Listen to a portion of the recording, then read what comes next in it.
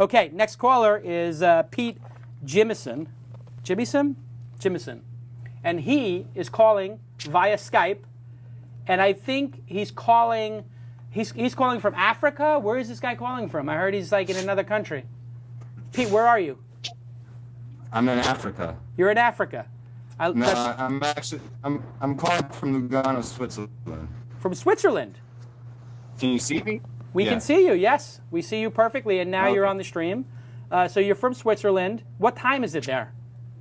It's 11 o'clock at night. Okay, and so it's 11 o'clock on a Friday night, and instead of being in Switzerland going out with all the beautiful girls in Switzerland, you're at home watching Ustream, watching This Week in Startups.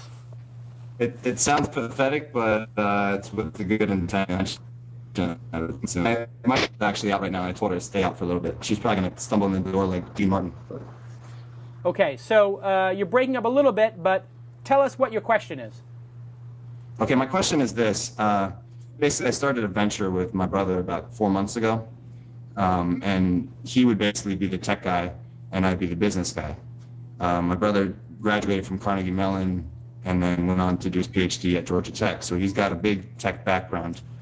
And he was living in Brooklyn, working with iBeam, the organization with arts and technology. I'm not sure if you're familiar with it, but basically he's been doing his own thing, working on all sorts of ventures himself. And I said, Dave, I've got my own idea, and I'd like to follow it up with you.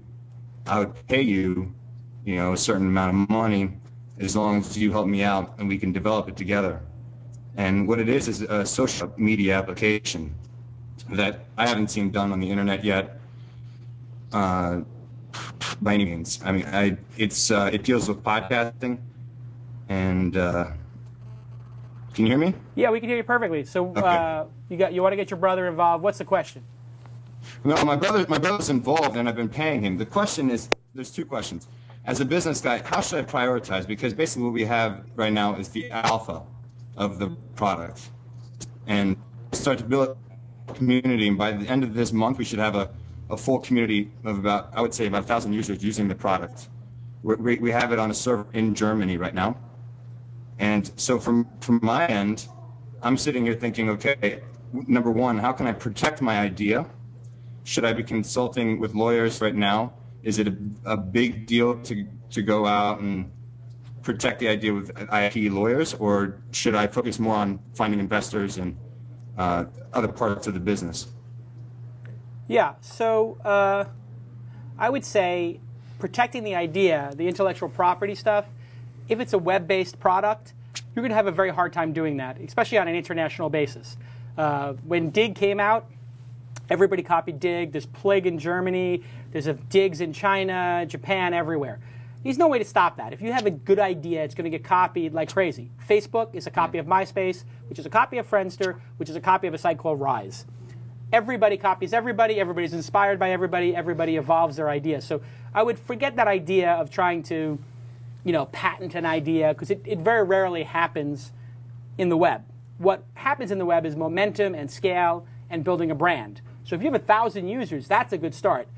I think focusing in the early days on the product and listening to the customers is the most important thing.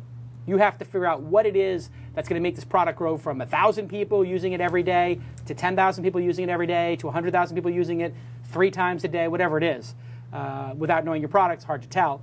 But it sounds like you're off to a good start. So I wouldn't worry about that. And I would worry about maybe getting some more users and a strategy for what the business becomes. What does the business look like in year 2, year 3, and year 4? What is the ultimate goal of the business? Is the goal of the business to have, 1 million people on a Twitter-like service, or 100 million people playing Texas Hold'em poker like Zanga? What exactly is the end goal? Because then you can go to the investors, and there's plenty of them out there, and you'll have credibility. So you're off to a good start with 1,000. I would say with 1,000, you could actually start talking to angel investors. When you get to 10,000, 25,000 users on the product, you can start talking to actual venture capitalists, and they might be able to give you feedback. You heard with the previous caller some advice of sort of integrating yourself into the investors' blogs and getting on their radar and asking them for advice, not for their money, just to take a look at the business and can you help me? And you'd be surprised. Venture capitalists, angel investors, and other successful entrepreneurs are more than willing to meet with you, have a cup of coffee, and hear your story. It doesn't cost them anything, and they may find a good investment. So don't be afraid to ask people for coffee to give them some feedback. Lauren, what do you think? Yeah, I agree 100%. Even if you had a patentable idea, and I think it's probably worth a little bit of time to see if some of your ideas are patent worthy, but even if you did, it's about a 5-year cycle in software to get that patent actually through because of the backlog. So you're not going to get much protection from that. And as Jason said, on an international basis, you got no hope there. Yeah. So I always err on the side of being a little bit more open than paranoid, even when you're talking to investors. Yeah. It's really an execution game, and if you're a little bit down the road right now, you've got a business model, you've got some metrics in place, err on the side of being a little bit open. The last thing you want to do is, when you're talking with the VC, hold things close to the chest, and then you leave the meeting, and that guy might have invested in you if you would have been open with him. And I think you hear horror stories about VCs stealing your ideas, but I wouldn't put too much stock into that. The reputable ones aren't going to do that because that's going to ruin their reputation, and then they don't have entrepreneurs coming to them anymore. So, yeah, I mean, just as an example, I talk to the guys at Sequoia all the time. They're on my board. They see every company. They see companies that could be competitive with Mahalo. They see them. They never tell me. They don't tell me they met with Jimmy Wales and Wikia. Not that it would matter since he shut it down. I mean, he gave up, right? Jimmy Wales fails. Is it with F or F or W, Tyler? Anyway, you have to check Wikipedia. Check Wikipedia. If somebody could go to Wikipedia right now and change Jimmy Wales' name to Fails, that would also get you a Mahalo pack. But yeah, I mean, they're very reputable, as Lauren is saying. They're not going to give your idea to other people. And ideas are overrated. It's execution. Yeah. Our industry is based on execution. Ideas mean nothing. Execution means everything. Is your goal right now to raise money? Yeah, exactly right. My goal right now is to raise money. I'm just cautious because this is my first time doing it. Yeah. And so I just don't know exactly what to do. One thing I am following through with right now is a trademark just for a name on the product. But even then, maybe that's not even worth it. But I mean, it's not even that much money. It's, I've got a good friend who works for a law firm in DC, so. Yeah, I think it's about getting people to believe in the dream right now. So, as we said with the previous caller, get your story down pat, and then find some numbers to back up your story. So numbers around the market, which everybody gets the market. If it's a social network thing, they're going to understand that.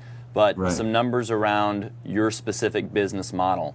How are you going to get subscribers? How are you going to get members? How are you going to make money off of it eventually? And then if you can prove that out in a small scale and then tell a compelling story and convince them that you guys are the team to execute on it, you got a shot. That's right. Okay. So what are you doing on September 14th and 15th?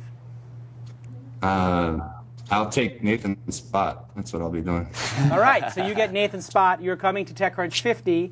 I'm going through the applications over the next 2 weeks. Some of the companies are killer.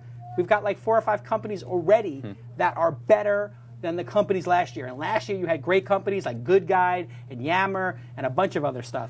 We've got companies that are better this year. Every year it gets a little better, right, Tyler? True. Incredible companies so far. I'm really psyched about TechCrunch. You've been watching This Week in Startups. To watch the full episode, click here. To check out some other shows from This Week In, click here.